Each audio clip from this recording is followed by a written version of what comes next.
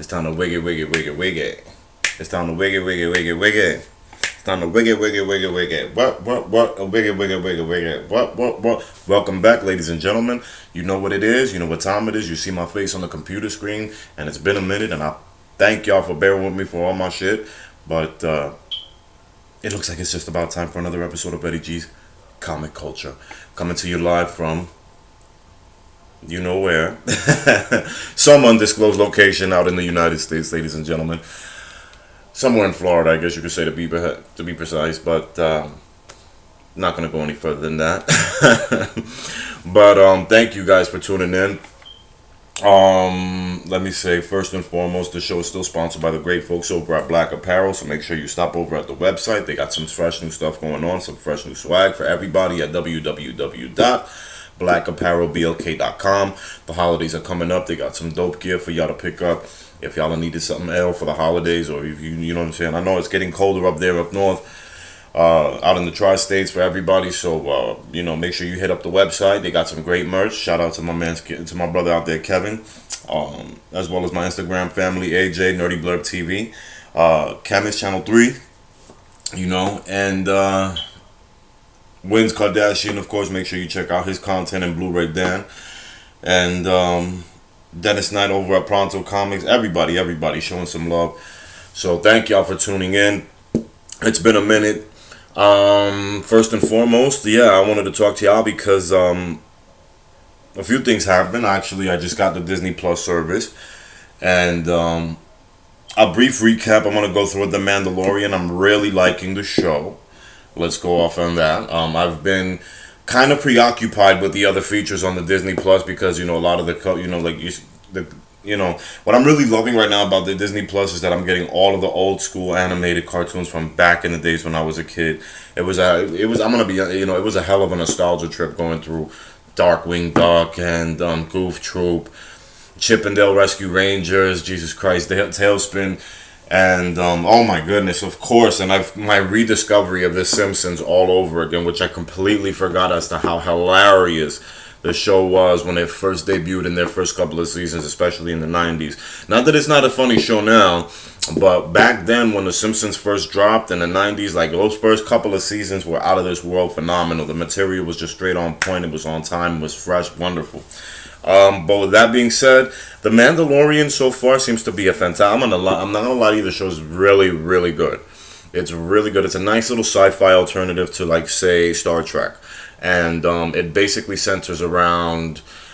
I keep getting lost on the chronological time period as to when the Mandalorian happens. All I know is that it's a whole, it's basically like a whole kind of race of Boba Fett's and shit, and one is on, he's a bounty hunter who gets sent on an assignment, and of course, as you now know, because it's shit's been flooding all over the internet, Baby Yoda, and everyone is still having a hard time understanding whether or not if that's the actual Yoda, because, I know in Return of the Jedi, we know that he's about 800 years old, and it's just a little, you know what I'm saying? Like, I'm hoping they clarify that really soon in the future, because I would really like to know, is that really, Yoda himself? And, but so far it's fantastic. Pedro Pascal is doing a great job. He's an excellent lead as the Mandalorian. The relationship between him and Baby Yoda is absolutely phenomenal as well. I love it. It's a great little, like, adoptive, it's kind of like they kind of have like a little Batman and Robin little, feature going on right then and there. He does have he does have the powers of the Force as well, Baby Yoda, that is. Sorry to throw that spoiler out there, but you guys gonna have to expect it. This is Star Wars anyways. But awesome show. The effects are great. The latest episode with the Addis T. Walker was amazing. I'm not even gonna front that. Attack on the Village was amazing. I that shit was terrifying in its own right. I get, it was just, you never seen an Addis T get so busy like that, especially in the Star Wars universe. Beforehand in Return of the Jedi, you'd see them in Return of the Jedi, you would see the Addis T's, cause some damage or whatever, but they were really easily taken out. But in this one, in The Mandalorian, they really got down, and it just, the real implement of terrorizing that entire village was amazing with that.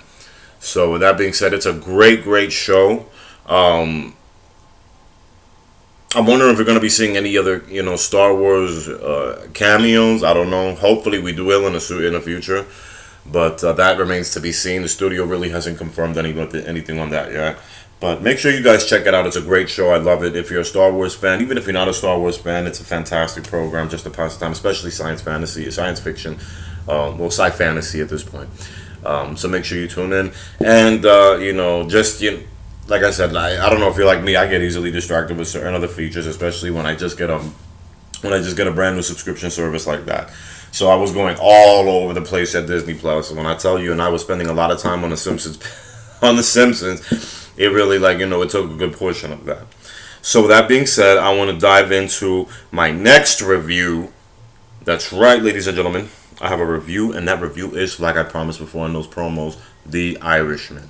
The Irishman, a film by Martin Scorsese, released about a month ago in limited release in theaters, I believe, in New York and California, and did some screenings there. Screened very well with critics and audiences alike. It literally was, one of Martin Scorsese's best works, and well, first and foremost, the cast is phenomenal. You got Joe Pesci that came out of retirement, Harvey Keitel, who I haven't seen in so long. Ray Romano is in this. Bobby Cannavale and Anna Paquin, just to name a few, of course. When Robert De Niro and Al Pacino. Excuse me. And then was this Jesse Plemons, the actor who plays Todd in Breaking Bad? He was actually in this as well. And it was a hell of a good movie, man. I gotta tell you, I think this is one of Scorsese's best. I know he's been under fire recently with a lot of comments that he's been made against the MCU, but to me, that's really not, here nor there. This, to me, is actually one, in a sense, when he's talking about cinema, when you watch movies like this is a movie like, movies like The Irishman, Goodfellas, A Bronx Tale, even though he didn't direct Bronx Tale, but Taxi Driver, Casino, these films, they deal with real life circumstances to choices, and given the time, of course, they're period pieces because of the times that they do take place in. A lot of them, center around mafia upbringing or organized crimes in the 50s and the 60s, and at this point, what it really is this film in itself centers on the Jimmy Hoffa story. And basically but it's being told by the mob hitman. It's being told by the character. His name is Frank Sheeran, which is played by Robert De Niro. He's Robert De Niro's character. This movie's based on a book, an autobiography that was released. I think I had it here the other day. I think it was like around 2004 to early. I think it's in the early to mid 2000s that the book was released. And this was basically that the character Frank Sheeran, who was the one who came and confessed about murdering Jimmy Hoffa, so on and so forth, and it's called "I Heard You Paint Houses." That's what it's called exactly, and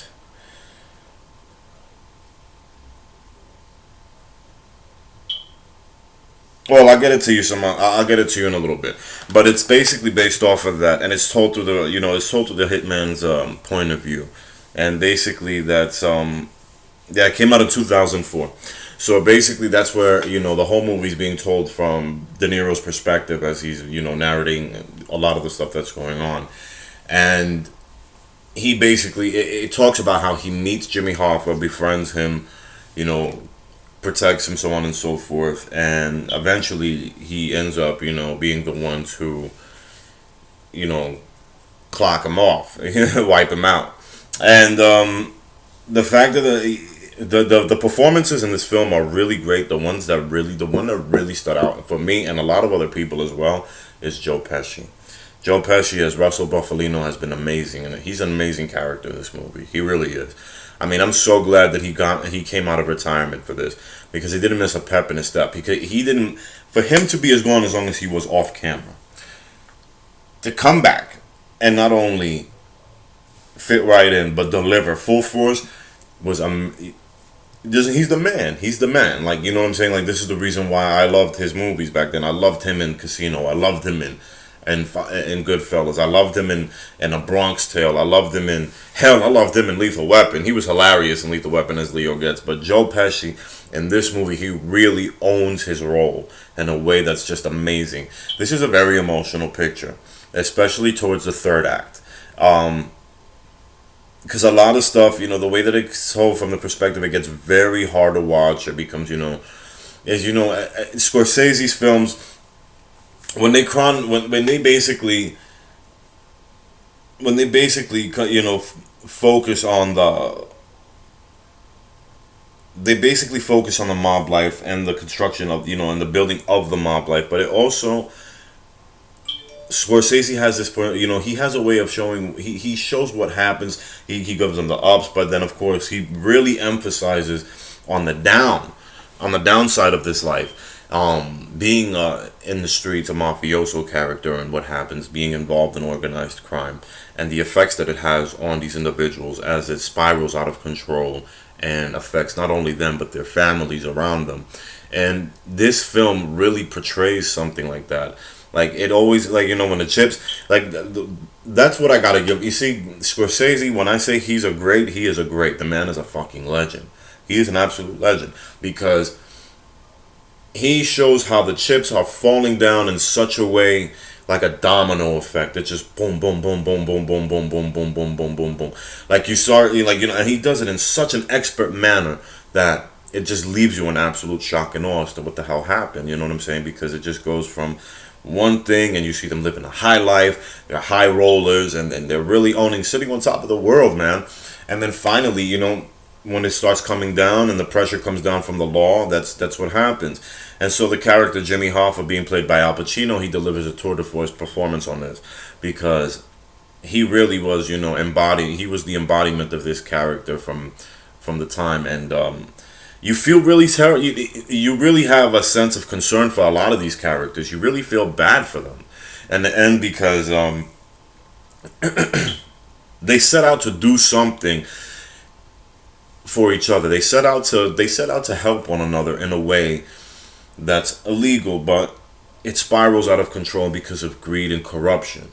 And when you have too many hands involved, that's what happens. So of course, Jimmy Hoffa was known to have ties with the mafia and so on and so forth. And you see how that bites back at him. You see how that comes back and then starts unraveling on him.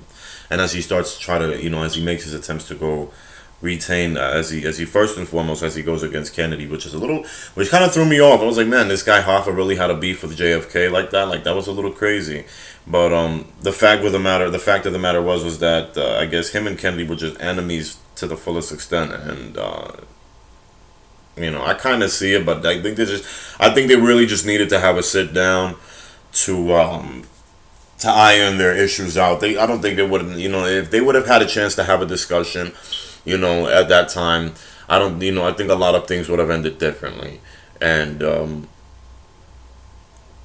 but it didn't. It ended up in a it ended in tragedy, and the problems that manifested as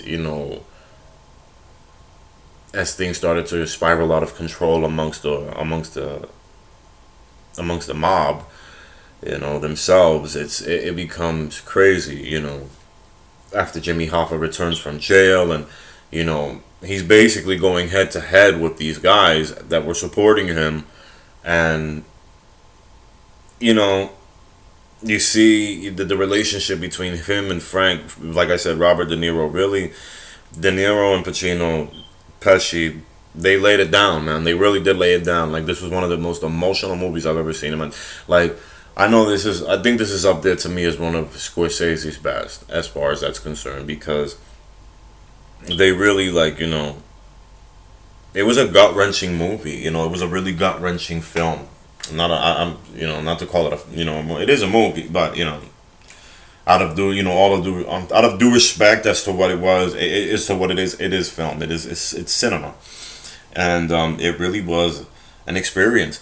So it is a hell of a runtime, but it's at 3.5 hours. I'm gonna be honest with you. If this was on video, if this was on VHS, this shit would be 2 cassettes. But it's 3.5 hours. Depending if you're into the film, you're not gonna it's not gonna bother you. I mean, it shouldn't bother you at all because of the way you're gonna be enthralled with what you're watching, and everyone in here does a fantastic job. So I urge you, please make sure you go to watch this film. It's on Netflix right about now. It's a fantastic film. I give it. I'm gonna give it an even 5. Yeah, I'm gonna give it an even 5. I like this. I put this up there with Goodfellas. I put this up there with his. I put this up there with Goodfellas. So with that being said, I'd like to thank you guys for tuning in. I hope you guys enjoyed my review. If you have any questions, comments, or opinions, or anything of that nature, you agree or disagree, you already know.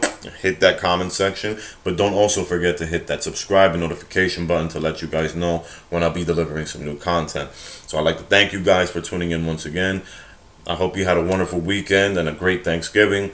And I'll be seeing you guys very soon. So stay tuned as I will be back, of course. I'll be back. All right, y'all. Peace out.